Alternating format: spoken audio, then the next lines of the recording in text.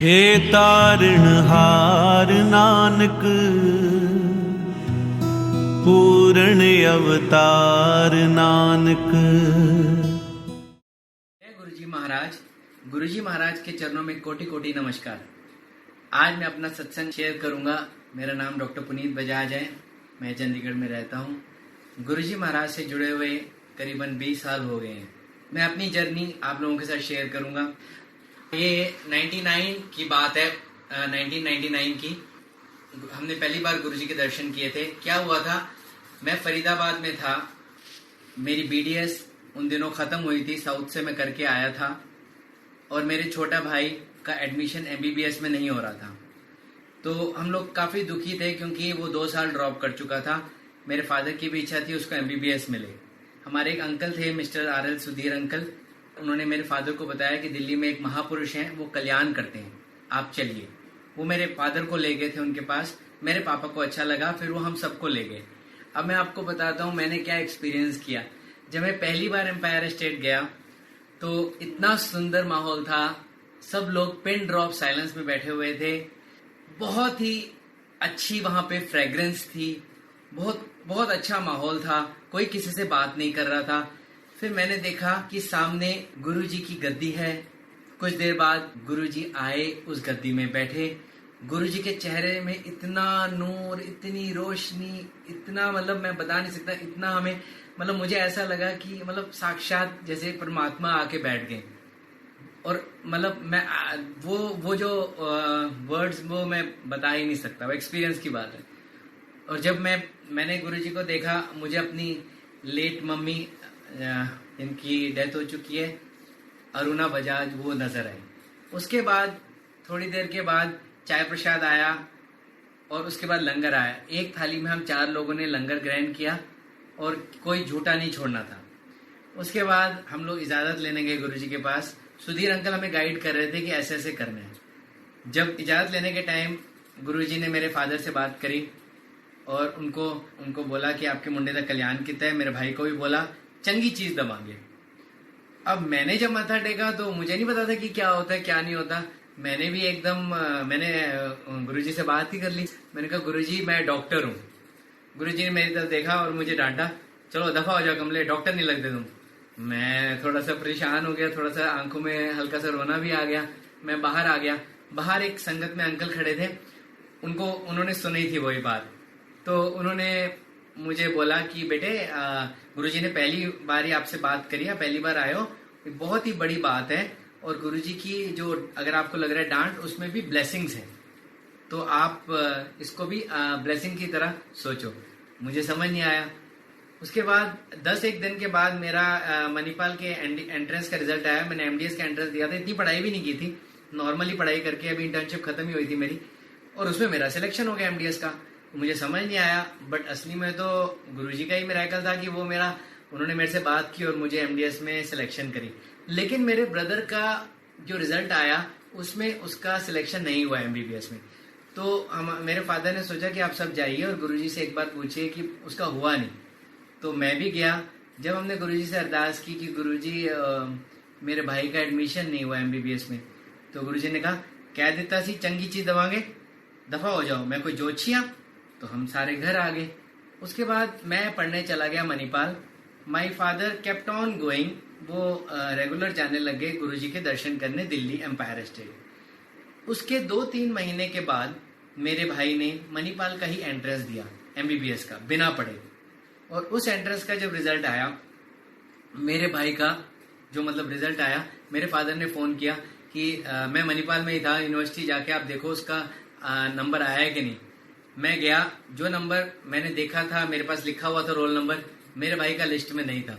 मैंने STD booth से डरते डरते फोन किया अपने फादर को कि पापा दोबारा नंबर बता दो, लंबा नंबर है शायद, नंबर तो नहीं है। उन्होंने डांटा और फिर भी लेकिन दोबारा नंबर मुझे बताया। हैरानी की बात है, जो मैंने नंबर लिखा हुआ था अपनी स्लिप पे, उसमें 1 या 7 नंबर का कुछ हेर फेर था। मुझे इतना नहीं याद है, लेकिन या मैंने 1 लिखा था और वो 7 लिखना चाहिए था, ऐसी कोई बात थी। जब मैं दोबारा नोटिस बोर्ड पे गया तो मैंने देखा उसका नंबर तो पहले 200-250 में है और उसको तो लोगों ने बोला MBBS मिलेगी। तो इमेजिन करिए, गुरुजी ने बोला था चंगी चीज दवाएंगे, हम दोनों भाइयों को एक ही जगह भेज दिया और अभी हमने कुछ ही टाइम हुआ था उनसे जुड़े हुए। तो मुझे पता लग गया था कि ये गुरुजी ही कर रहे हैं। बाद में मुझे पता लगा कि गुरुजी का जन्मदिन 7 जुलाई को होता है और 1 और 7 का हेरफेर उन्होंने ये भी दिखा दिया कि मैं ही कर रहा हूँ। अब 2 साल के बाद जब मैं अपनी एमडीएस खत्म करके वापस फरीदाबाद आया तो हम एम्पायर एस्टेट गए। जब हम एम्पायर एस्टेट गए तो गुरुजी ने, मैंने मत्था टेका, गुरुजी ने मुझे डॉक्टर कहा और गुरुजी ने बोला हूं तू डॉक्टर है। तो मुझे रियलाइज हुआ कि इन 2 सालों में मेरे अंदर बहुत सारे चेंजेस आए। मेरी मेंटालिटी चेंज हुई, मेरा फिजिकल अपीयरेंस चेंज हुआ, मेरा लोगों से बात करने का तरीका चेंज हुआ। काफी चीजें, काफी एट्रीब्यूट्स हुए जो गुरुजी ने कराए थे और मुझे उन्होंने अपनी संगत में दोबारा उन्होंने पूरे प्यार के साथ बोला हुन आया करो। उसके बाद 1 महीने के बाद मुझे जॉब मिल गई बद्दी में।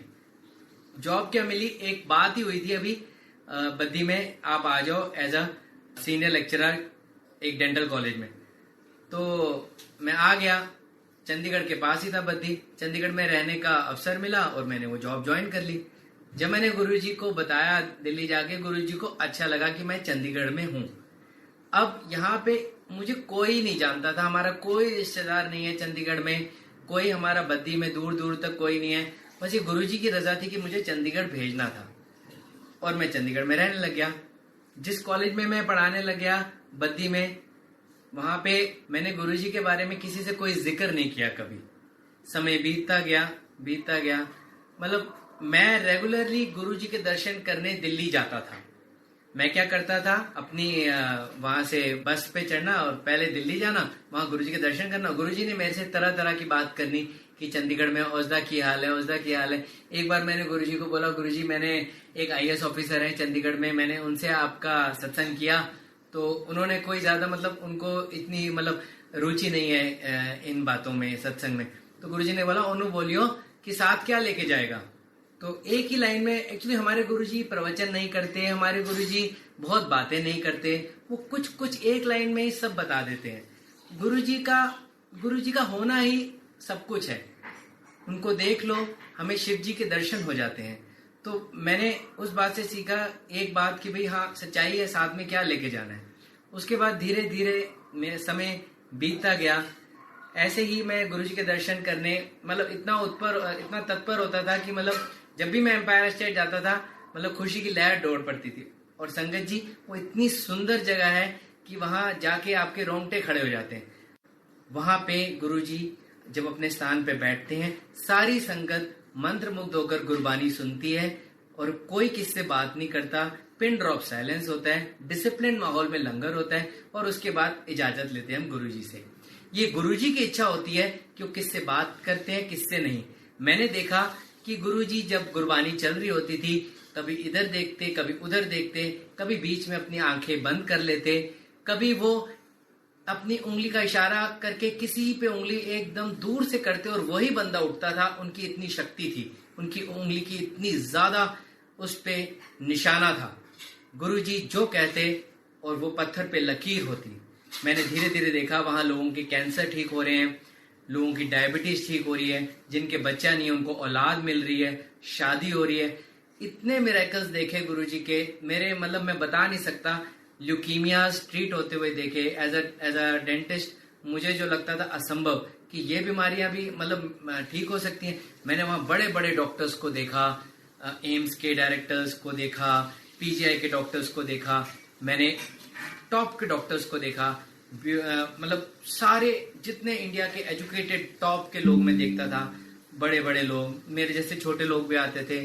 बट फिर मैंने रियलाइज किया कि ये सब भी तो यहाँ हम मांगते ही आए हैं। जैसे मैं मांग रहा हूँ वैसे ये मांग रहे हैं। गुरुजी भगवान के दरबार में हम सारे ही मांगते हैं।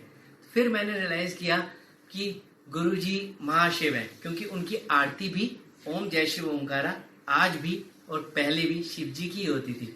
इसी तरह समय बीतता गया। एक बार की बात है, गुरुजी का वहां पता लगा मुझे एम्पायर स्टेट में कि अगले दिन गुरुजी ने डुगरी जाना है। डुगरी गुरुजी का बर्थ प्लेस है, वो पंजाब में मलेरकोटला के पास बहुत सुंदर गांव है, वहां गुरुजी ने जन्म लिया। तो मेरा भी मन किया मैं भी डुगरी जाऊं। तो ये शायद 2002-2003 की बात है। तो मैंने गुरुजी से रिक्वेस्ट की, जब इजाजत लेने का टाइम था, मैंने कहा गुरुजी मेरा भी मन है डुगरी जाने का। गुरुजी ने कहा अभी नहीं। मैं थोड़ा डिसअपॉइंट हो गया, मैं चुप हो गया।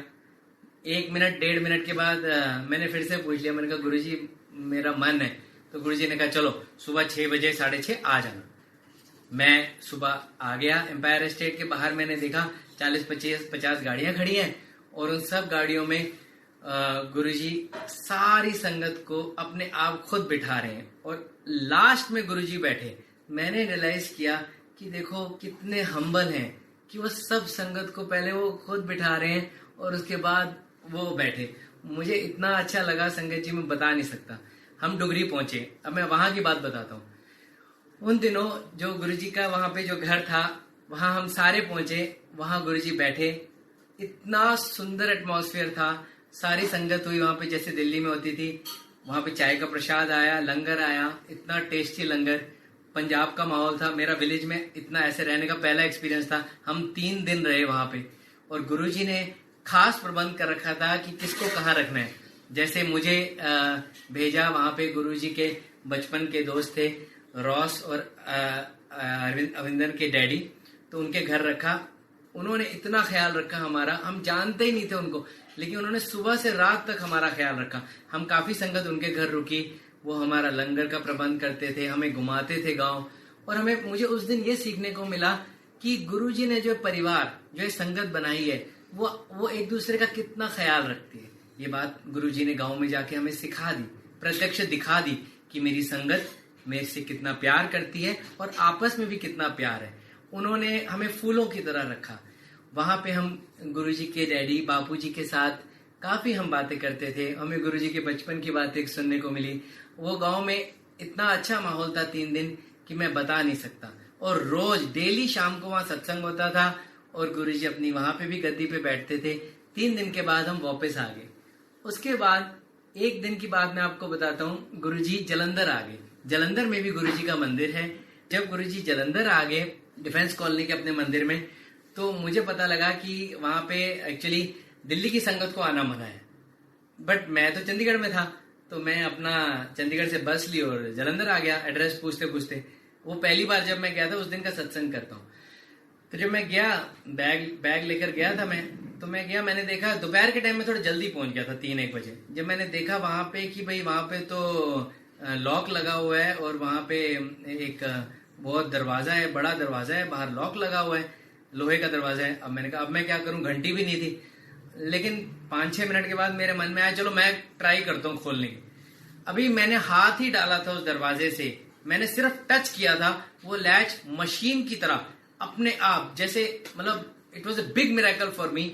मतलब मेरे हाथों में आज भी वो बात है इतने साल पुरानी कि वो लैच अपने आप खुल गया। और जब मैंने दरवाजा खोला, मैंने देखा वहां पीछे कोई भी नहीं है। अगर कोई होता तो भी वो धीरे धीरे खोलता, लेकिन वो अपने आप खुल गया झटके से, without exerting any pressure by me. It was 0 pressure. मैंने टच ही किया था। मैं डर गया, मैं अंदर आके बाहर ही बैठ गया। जलंधर में गुरुजी थोड़ा जल्दी बैठते थे। 5-5:30 के करीब जब गुरुजी आए, दरवाजा खुला, मैं भी आगे बैठ गया। तो जब मैं बैठ गया तो गुरुजी ने मेरी तरफ देखा, गुरुजी ने बुलाया। गुरुजी ने बोला तेनू बुला लेता अंदर डॉक्टर। मैं समझ गया कि गुरुजी ने अपनी मिरेकल से ही ये दरवाजा खोला था। फिर मैं जलंधर जाने लग गया। जलंधर में ही जब मैं जाता था तो मैंने प्लान किया कि मैं 2 दिन दर्शन करूंगा, मैं होटल में रुक जाऊंगा। गुरुजी ने ये बात मेरी मन में भांप ली। जब मैं इजाजत लेने लगा तो गुरुजी ने कहा कितने रुके? मैंने कहा वहां जाऊंगा ऐसे ऐसे होटल में। गुरुजी ने कहा नहीं।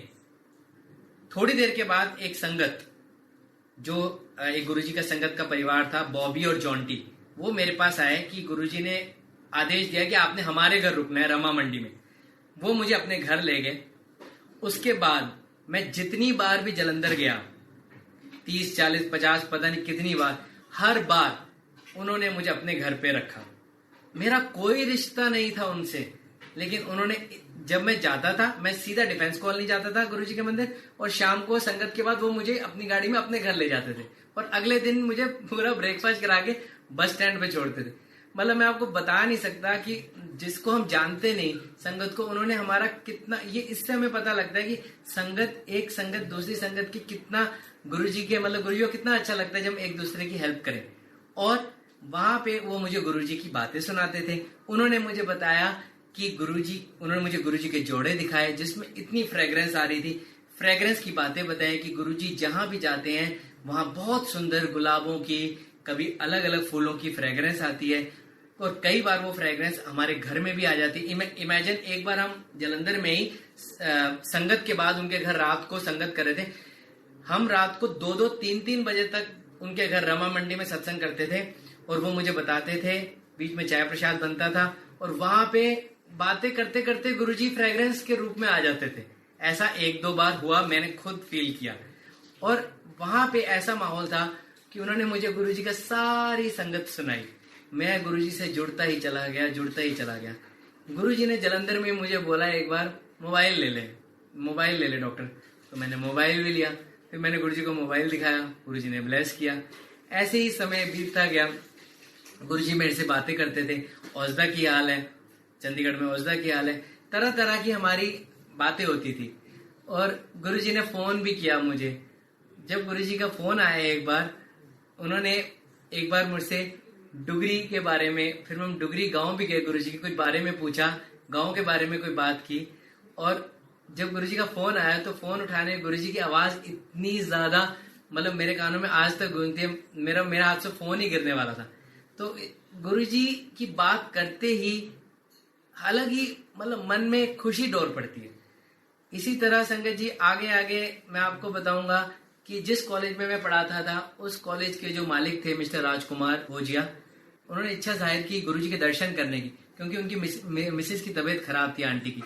तो मैं उनको जलंधर ले गया, उनकी गाड़ी में हम गए जलंधर।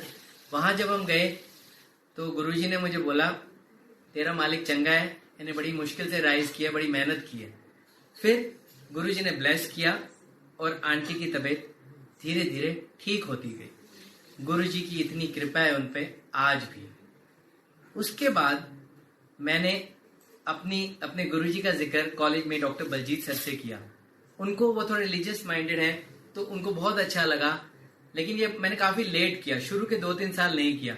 उसके बाद वो मेरे साथ दिल्ली गुरुजी के मंदिर गए, एम्पायर स्टेट। गुरुजी ने उनके बारे में उनसे पूछा, उनकी क्लिनिक के बारे में, और उनसे काफी देर बात की और उनपे भी गुरुजी की कृपा आज तक है। समय बीतता गया। ये बात अब मैं आपको बताऊंगा 2005 की। 2005 में मेरे कॉलेज के ओनर ने, मिस्टर राजकुमार जी ने इच्छा जाहिर की कि हम गुरुजी को कॉलेज में इनवाइट करते हैं। तो मैं और भाऊजी हम दिल्ली पहुंचे, वहां पे एम्पायर स्टेट में गए। हमने गुरुजी से बात करी, गुरुजी ने कहा बताएंगे। गुरुजी बैठे, थोड़ी देर बाद गुरुजी ने बताया मैं आऊंगा 11 अप्रैल मंडे 2005 को मैं आऊंगा। आप लोग कार्ड बना लो, संगत को दे दो चंडीगढ़ में। और गुरुजी ने आदेश दिया कि जो लंगर बनाओगे उसमें बहुता नहीं बनाना, एक सब्जी, एक दाल ते फुल्का ते एक मोटा लड्डू, बड़ा लड्डू। यही किया। एक इसी संदर्भ में एक बात बताऊंगा, जब मैंने कार्ड बनाया तो कार्ड की एक सॉफ्ट कॉपी, मतलब एक रफ कॉपी में गुरुजी को दिखाने गया दिल्ली। उस कार्ड में मैंने जय गुरुजी लिखा था। तो गुरुजी ने कहा इसमें महाराज ऐड कर दो, जय गुरुजी महाराज। तब से मैंने जय गुरुजी महाराज बोलता हूँ। गुरुजी ने आदेश दिया और फिर मैंने वो कार्ड में जय गुरुजी महाराज लिख दिया। और उसके बाद जब मैं वापस वहां आया तो मैंने कॉलेज में जिक्र किया कि हमारे गुरुजी आने वाले हैं। किसी को नहीं पता था, सब मेरे से पूछने लगे गुरुजी आएंगे, इनॉग्रेशन करेंगे यहाँ पे। गुरुजी एक वहां पे हॉस्पिटल का इनॉग्रेशन करना था गुरुजी ने। गुरुजी वहाँ क्या प्रवचन करते हैं, गुरुजी क्या बोलते हैं, उन सब ने मेरे से तरह तरह के सवाल करने लगे जो बाकी डॉक्टर्स हैं। लेकिन मैंने उनको सबको यही बोला कि गुरुजी प्रवचन नहीं करते, गुरुजी भगवान हैं, गुरुजी शिव जी हैं, गुरुजी आ रहे हैं, ये बहुत बड़ी बात है। और गुरुजी के अंदर ही शिव जी बसते हैं, तो आप उनके पास आ जाओगे, उनसे ब्लेसिंग मिल जाएगी। हमारे कॉलेज में मिस्टर गौतम हैं जो गुरुजी से आज बहुत ही ज्यादा, मैं कहूँगा मेरे से भी बहुत ज्यादा जुड़े हुए हैं। वो सिविल इंजीनियर हैं, उन्होंने कॉलेज का निर्माण किया था। उन्होंने मेरे से पूछा एक दिन जब गुरुजी आने वाले थे कि डॉक्टर साहब गुरुजी के बारे में कुछ बताओ। मैंने उनको बताया गौतम जी बस गुरुजी के साथ साथ चलना, उनके अंदर से रेज निकलती है और आपका कल्याण होगा। और प्रवचन नहीं करते गुरुजी, बस वो ब्लेसिंग्स, आपको ब्लेसिंग्स अपने आप ही मिल जाएंगी। वो भगवान है। किसी को समझ नहीं आया कि होगा क्या। 11 अप्रैल 2005 का वो दिन मंडे आया, सुबह 11 साढ़े 11 गुरुजी आए। इतने सुंदर लग रहे थे गुरुजी। गुरुजी ने सारे कॉलेज का चक्कर लगाया बद्दी में और एक एक डिपार्टमेंट देखा। डिपार्टमेंट देखने के बाद गुरुजी ने उस एरिया का इनॉग्रेशन किया। इनॉग्रेशन करने के बाद गुरुजी अपनी गद्दी पे विराजमान हुए।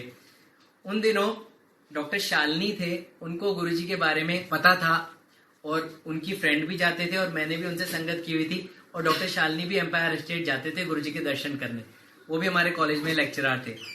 तो डॉक्टर शालिनी और मैंने मिलके काफी वहां पे अरेंजमेंट्स जिसे कहते हैं थोड़े मोड़े करे जितने हम कर सकते थे, और लंगर में और जो भी हमें पता था वो गुरुजी के लिए। लेकिन गुरुजी ने सिर्फ चाय का प्रसाद लिया और सबको बड़े बड़े बड़े लड्डू बांटे और लंगर किया लोगों ने। उस लड्डू की इतनी विशेषता है कि 6-6 महीने तक वो लड्डू खराब नहीं हुआ संगत जी। उसका कुछ अंश मैंने खुद ने काफी 6-7 महीने तक अपने ड्रॉर में रखे और उसमें वही ताजापन देखा। गुरुजी के हाथ से दिया हो तो खराब कैसे होना था, वो तो भगवान है। उसके बाद 2005 के बाद धीरे धीरे 2005 में ही मई के महीने में गौतम जी ने इच्छा की कि हम सब एम्पायर स्टेट चलते हैं। तो हम कुछ डॉक्टर्स हम सब गए दिल्ली एम्पायर स्टेट। सबको बहुत अच्छा लगा। सबको इतना अच्छा लगा कि उन्होंने कहा ये तो जन्नत है। गुरुजी के पास आ गए। यहाँ तो मतलब this was very different feeling for everyone, क्योंकि इतना डिसिप्लिन्ड एटमॉस्फेयर, इतना सुंदर एटमॉस्फेयर किसी ने नहीं देखा था। मैंने गुरुजी को बताया ये गौतम जी हैं। गुरुजी ने सबके बारे में मेरे से पूछा और सबको देखा। गुरुजी ने कहा बद्दी दे डॉक्टर। मैं अपना अगला सत्संग करूंगा, मेरी शादी से रिलेटेड है। क्या हुआ कि मेरे फादर के एक पेशेंट हैं मिस्टर कालिया फरीदाबाद में, वो आए। उन्होंने उनके रिलेटिव हैं जो मेरी फ्यूचर वाइफ बनी, उनकी फोटोग्राफ दिखाई मेरे पापा को कि आपके बेटे के लिए ऐसे ऐसे रिश्ता। तो उसके बाद पापा ने मुझे दिखाई, मुझे भी पसंद आई। लेकिन हमने सोचा कि जब गुरुजी हाँ करेंगे तो हाँ है, गुरुजी से पूछेंगे। हम फोटो लेके गुरुजी के पास गए एम्पायर स्टेट।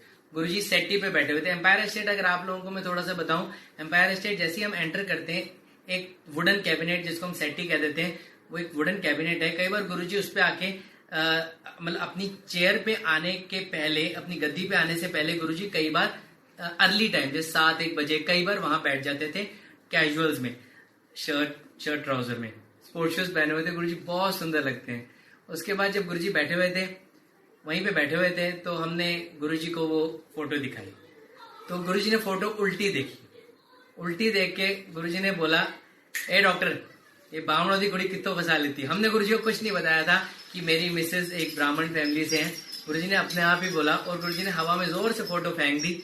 हमें लगा पता नहीं अब क्या बोलेंगे गुरुजी। गुरुजी ने कहा, कुड़ी चंगी तो लड़की रेडी बहुत चंगे, जल्दी ब्याह कराओ। तो गुरुजी की यस होगी, कोई हमने कुंडली नहीं मिलाई, सब कुछ हो गया। हमने उनको भी बता दिया, उनकी तरफ से भी यस। तो इस तरह हमारी शादी तय होगी। अब शादी से पहले इस जो मैंने अभी आपको सत्संग किया, ये जुलाई 2005 का है। 31 जुलाई 2005 की रात को मैं दिल्ली से अकेला जैन पे आ रहा था। मेरे पास जैन गाड़ी थी। मैं अपनी फ्यूचर वाइफ से मिलने गया था गुड़गांव। मैं रात को अकेला वापस आ रहा था। 1-1:30 बजे का टाइम था। मैं वापस जब चंडीगढ़ आ रहा था, डेरा बस्सी जब क्रॉस किया मैंने, गाड़ी काफी स्पीड पे भी थी। मैंने उससे पहले थोड़ी देर पहले कैसेट लगा ली थी गुरुजी के भजनों की, जो गुरुजी के यहाँ गुरबानी लगती थी। थोड़ी देर का मुझे पता नहीं, मेरी नींद लग गई। गाड़ी कितनी स्पीड पे थी मुझे पता नहीं। जब मेरी नींद खुली, मेरी गाड़ी टूट चुकी थी। It was a terrible accident. किसी बड़ी गाड़ी ने मारा था, क्योंकि गाड़ी पूरी तहस नहस हो गई थी। और जिसने ही मारा था वो मार के चला गया था, क्योंकि और कोई गाड़ी थी ही नहीं। मेरी गाड़ी इतनी टूट गई थी कि उसका सारा आगे बम्पर, बोनट, इंजन तक उसको इन्वॉल्व हो गया था। गाड़ी के एक टायर बाहर आ गया था, बाकी उसके दरवाजा टूट गया था। और जहां हम एक्सीलेटर दबाते हैं वो फ्लोर में क्रैक आ गया था।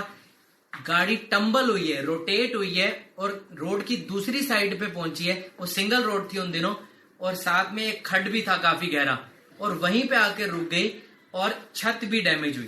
कैन यू इमेजिन, गाड़ी का फ्लोर भी डैमेज है और छत भी डैमेज है, और मैं अकेला चला रहा हूं, मैं सो गया, 100 की स्पीड होगी, और मैं बाहर निकला हूं और मुझे खून का एक ड्रॉप भी नहीं निकला। बंदा तो खत्म ही हो सकता है इतने एक्सीडेंट के बाद, मुझे खून का एक कतरा भी नहीं निकला, कोई चोट नहीं लगी, कुछ भी नहीं। वहां पे पुलिस आई, उन्होंने देखी गाड़ी, उन्होंने सब मुआयना किया, उन्होंने कहा ये तो बहुत मेजर है, पता नहीं बंदा बच कैसे गया। बट मैंने कहा ये तो हमारे गुरुजी की कृपा है जो बच गए। कभी कभी जब मैं ध्यान से सोचता हूँ उस दिन की बात, जब मैं लिख रहा था तो मुझे याद आया कि वहां मुझे गुरुजी की फ्रेग्रेंस भी आई थी, जो कई बार मैं बताना भी भूल जाता हूँ, लेकिन मुझे याद है। और उसके बाद जब इतना बड़ा इंसिडेंट हो गया, अगले दिन गाड़ी जब गई मैकेनिक के पास, उन्होंने जब देखी, आज तक वो कहते हैं कि हमने इतना सीवियर एक्सीडेंट में बंदा को मतलब बचते हुए तो देखा ही नहीं है, अगर बच भी गया तो टोटली डैमेज हो जाता बंदा, ये तो खून तक नहीं निकला, कोई चोट नहीं लगी, इट इज इम्पॉसिबल। तो बाकी डॉक्टर्स को भी बड़ा हैरानी हुई कि कैसे हो गया। अब मैंने उन सबको बोला कि आपने ना ये बात मेरे घर में नहीं बतानी, दिल्ली फरीदाबाद नहीं फोन करना, कि अगर उनको पता लगी तो मुझे जिंदगी में गाड़ी नहीं चलाने देंगे। उनको सबको मैंने कसम चढ़ा दी कि आपने बतानी नहीं है। लेकिन मेरे मन में ये बहुत था कि मैं दिल्ली जाके एम्पायर स्टेट जाके गुरुजी को बताऊं, तो उन्होंने बचाया। 8-10 दिन के बाद मैं बस पे गया दिल्ली। जैसे ही मैं एम्पायर स्टेट पहुंचा, मैंने लंगर करने के बाद जब इजाजत लेने गया गुरुजी से, अब मैंने मत्था टेक कर अभी बोलना शुरू ही करना था कि कुछ ही बोलना शुरू किया, गुरुजी ने कहा चलो चलो बाद में दसना सबनू, तेनू बचा लेता ना। मैं हैरान हो गया, गुरुजी को बिना बोले सब पता है, गुरुजी अंतर्यामी है। उन्होंने एकदम मुझे बोला बाद में दसना। और एक बार एम्पायर स्टेट में ही उसके कुछ समय के बाद ये सत्संग मैंने वहां खड़े होके भी किया था। गुरुजी कभी कभी अपनी संगत से एम्पायर स्टेट में सत्संग कराते थे। उसके 3-4 महीने के बाद जब मेरी शादी हुई, शादी के बाद मैं और मेरी मिसेज रुचि जब हम एम्पायर स्टेट गए गुरुजी की ब्लेसिंग्स लेने, गुरुजी ने कहा जाओ जाओ ऐसे की करो, हनीमून पे जाओ।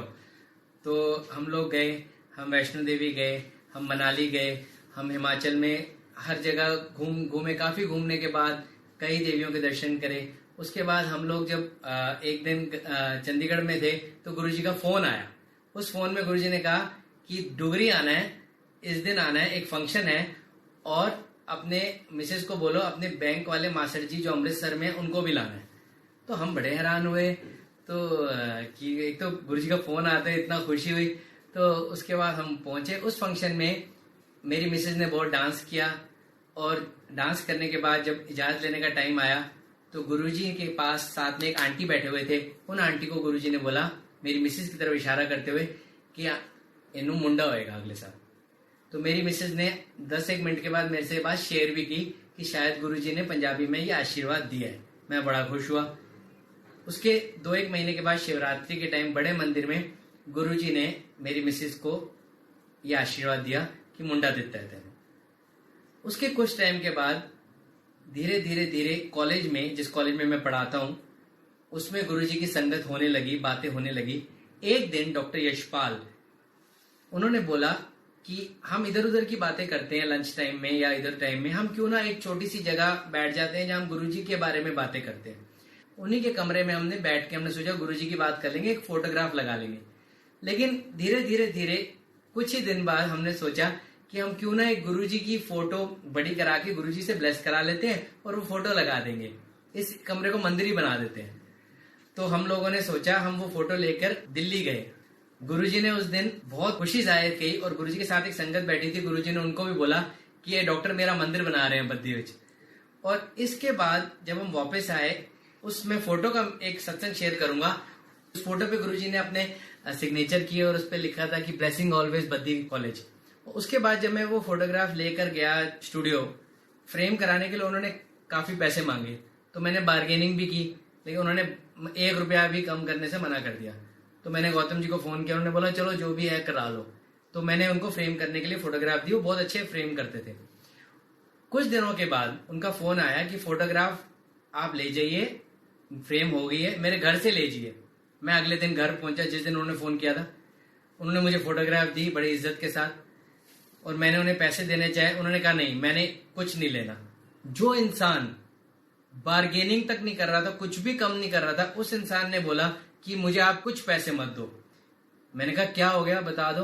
कह रहे मैं बताऊंगा नहीं, मेरे साथ बहुत बड़ा मिरेकल हुआ है। रात को मैं आपको बता नहीं सकता डॉक्टर साहब क्या क्या हुआ है। मैं समझ गया कि गुरुजी की लीला है, गुरुजी ने ही ये करा है। उसके बाद वो फोटोग्राफ लेके मैं कॉलेज आ गया। कॉलेज में हर्षोल्लास का वातावरण था, चारों तरफ लोग, स्टूडेंट्स जो भी गुरुजी में विश्वास रखते थे उनको बहुत खुशी हुई।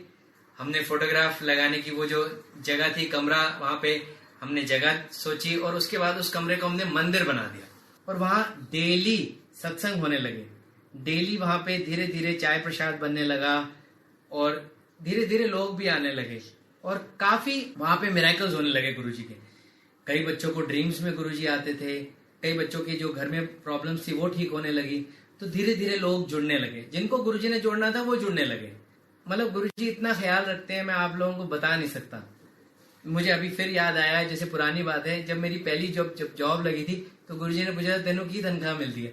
देखो कैसे, देखो गुरुजी हमारा ख्याल रखते हैं जैसे माँ बाप रखते हैं। वो हमारी तनख्वाह पूछते हैं, हमारे बारे में पूछते हैं, कितने रहना है, ये चीजें मतलब मैं बता नहीं सकता। एक बार जब मैं, एक और मेरे को बात अभी याद आई, जब मैं जलंधर गया था तो गुरुजी ने एक बार मेरे से ये भी पूछा था कि बार बार तो जलंधर क्यों आता है इतने बस में पैसे खर्च के। तो मतलब गुरुजी हमारा मतलब कैसे हमारे बारे में सोचते हैं। तो ये चीज देखो, ये it is impossible in this कलयुग कि मतलब कोई हमारे साथ ये सब भी हो रहा है। उसके बाद धीरे धीरे आगे समय बीतता गया। कुछ टाइम के बाद जैसे वो घड़ी भी नजदीक आ गई जब मेरा बेटा हुआ। उससे पहले गुरुजी ने एक बार मेरे से पूछा भी था, डॉक्टर तेरी लॉटरी कब निकल रही है। तो 4 दिसंबर को मेरा बेटा हुआ तो गुरुजी ने ही दिया था, लेकिन मैंने सोचा कि इसका नाम गुरुजी ही रखेंगे। अब मैं आपको सत्संग शेयर करता हूँ उसके नाम का। एक्चुअली मेरे मन में सदा से ही था कि मैं अपने बेटे का नाम अर्जुन रखूं, क्योंकि सचिन तेंदुलकर के बेटे का नाम अर्जुन है और मैं सचिन तेंदुलकर का काफी बड़ा फैन था। तो मेरे मन में था, लेकिन मैं ये भी सोच रहा था कि जो नाम गुरुजी रखेंगे हम वही रखेंगे, हम खुद नहीं सोचेंगे। और मैं एक और बात शेयर करूंगा कि मैंने पर्सनली सचिन तेंदुलकर को गुरुजी के 5-6 बार स्वरूप दिए हुए हैं। एक बार लाइट ऑफ डिविनिटी किताब भी ताज होटल चंडीगढ़ में जाके उसको दी हुई है। ये गुरुजी के ही मिरेकल है, कृपा है, किस तरह मुझे सचिन से मिलवाया और 5-6 बार स्वरूप दिलाया। मैंने सत्संग भी किया उसके कमरे में, गुरुजी ने करवाया। ऐसे ही मेरा मन था उसका नाम, बेटे का नाम अर्जुन रखने का, मगर ये विचार सिर्फ मेरे मन में ही था। मैंने कभी इसका जिक्र अपनी मिसेज से भी नहीं किया था कि उसका नाम अर्जुन रखें। सिर्फ मेरे मन की ही विचार ही थे। मेरे मन में एक स्ट्रांग बात थी कि गुरुजी ने दिया है और गुरुजी नाम रखेंगे, लेकिन मैं इसीलिए मैं किसी से जाहिर नहीं करता था ये बात। तो कुछ दिन के बाद जब मैं और अपने कॉलेज के जो मेरे बाकी मित्रगण थे, हम लोग गए गुरुजी के पास मत्था टेकने मेरे बेटे के जन्मदिन के कुछ दिन के बाद। रास्ते में जब हम करनाल में झिलमिल ढाबा पे रुके, उस ढाबे पे मैंने एक ट्रैक्टर देखा, उस पे अर्जुन लिखा हुआ था। फिर मेरे मन में आ गया अर्जुन नाम अच्छा है। और इवन वो ट्रैक्टर देख के गौतम जी और सुरेंद्र जी जो खड़े थे उन्होंने भी मेरे से बोला अर्जुन नाम अच्छा है। लेकिन मैंने कहा नहीं नहीं, जो गुरुजी रखेंगे वो ही है, बात खत्म। हम पहुंचे एम्पायर स्टेट, हम जल्दी पहुंच गए थे उस दिन भी 6-6:30 के करीब। गुरुजी सेट्टी पे बैठे हुए थे कैजुअल्स में। हमने मत्था टेका, सब लोग सामने आके बैठ गए। गुरुजी ने मुझे अपने साथ खड़ा कर लिया, मुझे गुरुजी ने बधाई दी। गुरुजी ने ये भी बोला कि एक मुंडा और देना है डॉक्टर तेनू। उसके कुछ देर बाद गुरुजी ने मेरे से चंडीगढ़ की बातें करनी शुरू कर दी। मुझे ये भी बोला कि तेरे बेटे की मिठाई यहाँ बंटवा देती है। और ये बात मेरे फादर को ही बोला था गुरुजी ने। उसके कुछ देर के बाद मेरे मन में आया कि गुरुजी से अरदास करता हूँ कि मेरे बेटे का आप नाम रख देंगे। तो मैंने गुरुजी से अरदास की कि गुरुजी मेरे बेटे का आप नाम रख दो। गुरुजी ने कहा हल्ले नहीं। मैं चुप हो गया। गुरुजी मेरे से बातें कर रहे थे, लेकिन मेरे मन में यही चल रहा था कि आज गुरुजी नाम रख दें। उसके 2-4 मिनट के बाद मैंने गुरुजी से फिर रिक्वेस्ट की, गुरुजी उसका नाम रख दो। गुरुजी ने फिर मना कर दिया, हल्ले नहीं डॉक्टर। अब 2 बार मना हो चुका है, तीसरी बार कोई हिम्मत नहीं करता है। लेकिन मैंने हिम्मत जुटा के 3-4-5 मिनट के बाद फिर से रिक्वेस्ट की कि गुरुजी आप उसका नाम रख दो। गुरुजी ने मेरी तरफ देखा, जोर से बोला, ले डॉक्टर, अर्जुन बजाज। इमेजिन करिए, जो नाम आपके दिमाग में चल रहा हो, जिसे आपने किसी से शेयर ना किया हो, वही नाम गुरुजी का बोलना कितना बड़ा मिरेकल है। मतलब गुरुजी अंतर्यामी है कि गुरुजी ने मेरे मन की बात पढ़ ली और वही नाम बोल दिया। It is a big thing for me, it was a big thing for me. मैंने घर फोन किया, मैं बहुत खुश हुआ। मैंने अपनी मिसेस को ये सत्संग किया कि ऐसे ऐसे मेरे साथ हुआ एम्पायर स्टेट में। तो इतनी बड़ी खुशी दी गुरुजी ने। अब दिसंबर में ही क्रिसमस का दिन था, गुरुजी सोही बैंक्वेट जीरकपुर आए एक शादी पर। दोपहर का टाइम था, उस शादी पे हमने सेवा करी थी। हम लोग सारी दोपहर को वहां गुरुजी से आने से पहले सेवा कर रहे थे, कुछ कॉलेज के स्टाफ और स्टूडेंट्स मिलकर। और उसके बाद जब गुरुजी आए, उस शादी में मेरे कॉलेज के ओनर भी आए थे। तो जब गुरुजी बैठे, बहुत ही प्यारा वहां सजा हुआ था दरबार, तो सबने मत्था टेका गुरुजी का। और वहां गुरुजी से मेरे कॉलेज के ओनर ने अरदास की कि आप गुरुजी आज फिर कॉलेज आइए। गुरुजी ने कहा उन तो डॉक्टर थे, बेटे के जो मेरा बेटा हुआ था उसकी पार्टी में जाएंगे। मेरे को बड़ा खुशी हुई, गुरुजी ने इतना अच्छी बात में इतना मान दिया, मुझे प्यार दिया। लेकिन गुरुजी ने, आप सबको पता है कि 31 मई 2007 को चोला छोड़ दिया। 31 मई 2007 का वो दिन मैं कभी नहीं भूल सकता। गुरुजी ने चोला छोड़ दिया, मेरी तो जिंदगी ही जैसे खत्म हो गई। कुछ समझ नहीं आया कि अब आगे जिंदगी कैसे चलेगी, क्योंकि सब कुछ ही गुरुजी हैं। लेकिन धीरे धीरे विश्वास हुआ कि गुरुजी कहीं नहीं गए हैं, गुरुजी हमारे बीच में हैं, गुरुजी आसपास हैं और गुरुजी हमारे साथ अंग संग हैं और वो हमें देख रहे हैं। हमारी सारी एक्शंस को वो देख रहे हैं, हमें गाइड कर रहे हैं। उसी साल जब मेरा बेटा 1 साल का हुआ, तो हमने उसका पहला जन्मदिन चंडीगढ़ में एक रेस्टोरेंट में हमने सोचा मनाएंगे।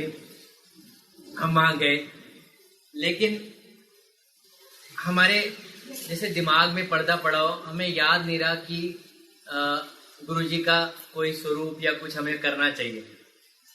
अभी हम पहुंचे ही थे वहां, डॉक्टर विपिन ने बोला कि आपने गुरुजी का कोई स्वरूप नहीं लाया यहाँ। मेरे मन में एकदम वो बात आ गई कि गुरुजी ने कहा था डॉक्टर दे मुंडे दी पार्टी में जाएंगे। मैं फटाफट स्वरूप लेकर आया। वहां पे जहाँ पे बर्थडे पार्टी होनी थी, वहां पे एक सुंदर से स्थान पे थोड़ा एलिवेटेड, थोड़ा ऊंचा करके गुरुजी का स्वरूप लगाया, फूल लेकर आया, सजाया और फिर पार्टी शुरू हुई। जब पार्टी खत्म हुई तो हमने देखा कि मेरा बेटा अर्जुन जो भी 1 साल का हुआ था, उसके हाथ में जो उसका एक नजर बट्टू जिसको कहते हैं, वो है ही नहीं। अब समझ ही नहीं आया, वो हमें मिला ही नहीं। बट जब हम स्वरूप के आगे के फूल जब जाते हुए इकट्ठे कर रहे थे, वो नजर बट्टू गुरुजी के स्वरूप के आगे फूलों में था। हमें समझ नहीं आया, अर्जुन तो इतनी ऊपर जा ही नहीं सकता, वो तो काफी ऊंचा था, ये कैसे आ गया। तब मुझे समझ आया कि यहाँ जरूर गुरुजी आए हैं और उन्होंने अर्जुन का हाथ पकड़ा है और गुरुजी ने अपनी प्रेजेंस शो की। अगले दिन मुझे कॉलेज में डॉक्टर बलजीत सर ने कहा कि मैं रात को सपने में गुरुजी आए और उन्होंने लाल चोला पहना हुआ था और मतलब तेरे बेटे की पार्टी में थे गुरुजी। ये उनको ड्रीम आया गुरुजी का। मुझे बहुत खुशी आई कि गुरुजी आए हैं, मेरे बेटे को ब्लेस करके गए हैं। उन्होंने बोला था मैं आऊंगा, मैं आया हूं। थोड़ी देर के बाद उसी दिन दोपहर के टाइम हमारे कॉलेज में एक आंटी काम करते हैं, उर्मिला आंटी।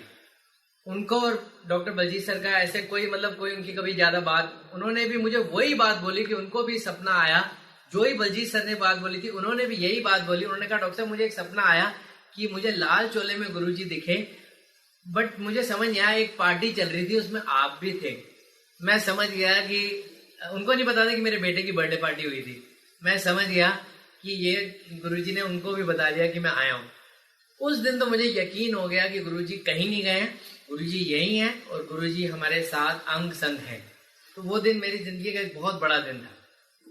उसके बाद धीरे धीरे जैसे गुरुजी ने आदेश बोला हुआ था, एक मुंडा और मेरा एक और बेटा हुआ। गुरुजी का ही दिया हुआ देन है। गुरुजी ने एक बार मुझे बोला था कि गरीबों से पैसे मत लेना डॉक्टर। तो मैं ट्राई करता हूँ कि जो मुझे गरीब लगता है मैं ट्राई करता हूँ उससे कभी पैसे नहीं लेता। ये गुरुजी का वचन था। गुरुजी कहते थे मैं प्रैक्टिकल गुरु हूँ। हमें गुरुजी ने वो सब कुछ बताया जो एक हमें प्रैक्टिकल लाइफ लीड करने में हेल्प करती है बातें। गुरुजी की ये कृपा है, मैं आपको बताऊंगा कि हमें ये कभी नहीं सोचना चाहिए कि गुरुजी जैसे अगर फिजिकल रूप में नहीं है तो हम कैसे, गुरुजी हमें पूरी तरह हमें संभाल रहे हैं। उसका मैं थोड़ा सा एक बात बताता हूँ। मैंने अपनी क्लिनिक खोलनी थी, मैं जगह मुझे समझ नहीं आ रही थी, तो सेक्टर 6 के बैंक में गया था पासपोर्ट के सिलसिले में। जब मैं वापस आ रहा था तो मैंने देखा टूलेट लिखा हुआ है 7 की बिल्डिंग पे, फर्स्ट फ्लोर। मैंने नंबर फोन किया, बंदे ने बोला किसके लिए चाहिए, मैंने कहा ऐसे क्लिनिक के लिए। उन्होंने बोला बहुत एक्सपेंसिव है, लेकिन मैंने कहा चलो देख लेते हैं। मैंने देखा, मुझे पसंद आया, लेकिन उन्होंने काफ़ी ज़्यादा रेंट कोट किया। तो मैंने बोला चलो कल आएंगे। अगले दिन मैं अपनी मिसेस को लेकर गया। मैंने बोला बस आप देख के मना ही कर देना, क्योंकि इतना रेंट नहीं दे पाएंगे हम। हमने देखा, उनको भी अच्छी लगी। हम मना कर ही रहे थे, तो मेरी मिसेज ने उनसे पूछ लिया कि इस मार्केट में जैसे इस जगह मतलब ठीक है, ये जगह लोग आते हैं यहाँ पे। उन्होंने बोला इसी बिल्डिंग के साथ वाली बिल्डिंग में एक बुटीक है, वहाँ बड़े लोग आते हैं, आप देख लो, उनसे पूछ लो। अभी हमने मना किया नहीं था, हम साथ वाली बिल्डिंग के फ्लोर पे गए। हम अंदर गए, हम हैरान हो गए। जैसे ही अंदर गए वहाँ गुरुजी का स्वरूप, हमने हैरान हो गए। और वहाँ पे एक आराधना दीदी थी, वो उनका बुटीक था करिश्मा, तो उनसे हमने सत्संग किया। और जिस वॉल पे गुरुजी की स्वरूप था, वही वॉल एडजेसेंट टू वो थी शोरूम जो मैंने देखा था। मैंने कहा जो भी रेंट हो मैंने लेना है। तो गुरुजी ने उस दिन वो मुझे क्लिनिक पे दिलवा दी, और गुरुजी ने ये शो कर दिया कि मैं देख रहा हूँ, जो मैं फैसला करता हूँ वो ही सब कुछ है। इसी तरह जो हमारे कॉलेज का मंदिर है बद्दी का, 1 कमरे से 2 कमरे से 3 कमरे से वो बहुत बड़ा एक पूरा मंदिर बन गया। वहां पे सुबह शाम बच्चे सत्संग करते हैं, आरती होती है गुरुजी की, मंत्र जाप होता है। बहुत सुंदर मंदिर बन गया। वहां साल में एक बार नवंबर के महीने में बहुत बड़ा सत्संग होता है, जिसमें सब लोगों को हम इनवाइट करते हैं। गुरुजी का वो मंदिर इतना पायस है क्योंकि वो गुरुजी खुद आए थे, उन्होंने खुद ब्लेस किया था। उस मंदिर में बहुत मिरेकल्स होते हैं। बच्चों को, जो बच्चे गुरुजी में विश्वास रखते हैं, उनको गुरुजी ड्रीम्स में आके बात करते हैं, अलग अलग मिरेकल्स करते हैं, उनके पेरेंट्स की समस्याएं सॉल्व करते हैं। उस मंदिर में चाय प्रसाद होता है, लंगर प्रसाद होता है, मंथली सत्संग होता है। और उस मंदिर में हम सारे लोग जितना हो सके हम उस मंदिर को, जो गुरुजी चाहते थे वैसा ही वहां पे एटमॉस्फेयर रहे, वहां पे डिसिप्लिन रहे, वहां शांति रहे। जो जो गुरुजी चाहते थे, जैसे एम्पायर स्टेट में होता था, वैसे ही हम चाहते हैं। मैं इस सबसे यही रिक्वेस्ट करता हूँ कि जो जो गुरुजी ने बोला हुआ है, जैसे बंदा बनो, गुरुजी कहते हैं चंगे काम करो, बंदे बनो, तो वो सब लोग हम वही फॉलो करें अपनी जिंदगी में। मतलब हम अच्छे काम करने की कोशिश करें, बहुत जरूरी है, बंदा बनना बहुत जरूरी है। जैसे मुझे याद आता है, एक बार, बहुत पुरानी बात है, मेरी शादी से पहले हम कसौली जा रहे थे, मैं और मेरे एक फ्रेंड है डॉक्टर अमित कौल, उनकी फैमिली के साथ। रास्ते में जब मैं गया, मैंने देखा कसौली से पहले ही एक जगह एक गाय का एक्सीडेंट हुआ है, लोग खड़े हुए हैं। मैं भी उतर गया, मैंने देखा कि वो गाय की आंखें खुली हुई है, गाय जिंदा है लेकिन वो वहीं पे है। तो मैंने देखा, मुझे दुख हुआ, लेकिन हम चले गए। कसौली से वापस आ गए हम रात को। मैं रात को सो गया। रात को मुझे गुरुजी जैसे आते हैं, उन्होंने मुझे, मतलब इतने ज्यादा नहीं, इतना ही बोला, तूने चंगा नहीं किया। अब मुझे समझ नहीं आया, मुझे वो गाय माता की आंखें दिख रही थी सपने में भी।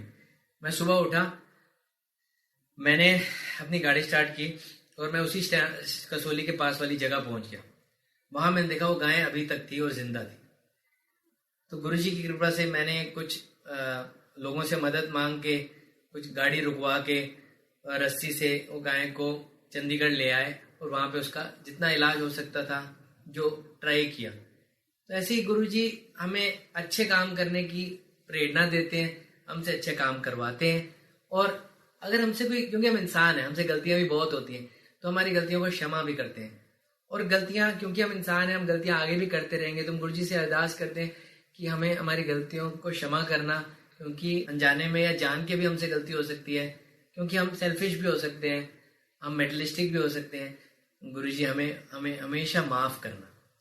बस मैं सबसे यही गुजारिश करूंगा कि गुरुजी शिवजी हैं, गुरुजी भगवान हैं।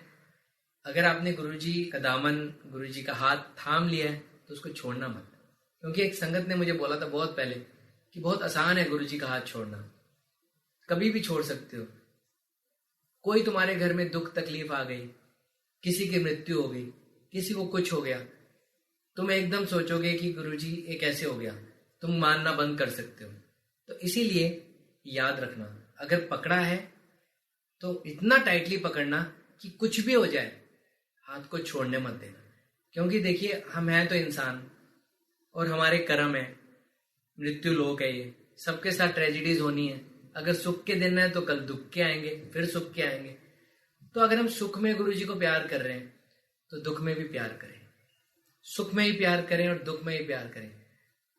क्योंकि हमें हमेशा याद रखना है कि अल्टीमेट ट्रुथ इज गुरु जी। अगर यहाँ पे गुरु जी हैं हमारे साथ, गुरु जी अगर यहाँ पे हैं और उन्होंने हमें शिव जी के रूप में दर्शन दिए हुए हैं, तो हमारे यहाँ से जाने के बाद भी गुरु जी ही संभालेंगे हमें। इस बात को सोच के बहुत आश्वासन भी होता है कि जैसे हम सबको मृत्यु से भय होता है, बट ये सोचकर कि गुरु जी आगे भी संभालेंगे, वो डर खत्म हो जाता है। तो मैं सारी संगत से रिक्वेस्ट करूंगा कि अपना विश्वास बनाए रखें, चंगे काम करें, गुरु जी से प्यार करें, उनकी गुरबानी सुने, सत्संग में आए, घर पे सत्संग करें, प्यार करें गुरु जी से।